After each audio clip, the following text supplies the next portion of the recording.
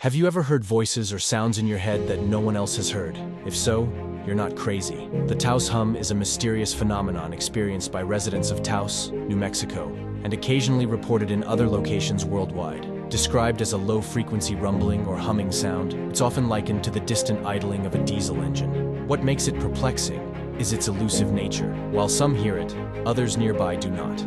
And it's typically heard indoors rather than outdoors. Speculations about its origin range from geological processes like seismic activity to military operations, mass hysteria, or even extraterrestrial transmissions. Despite extensive investigations, its cause remains unresolved, fueling speculation and intrigue.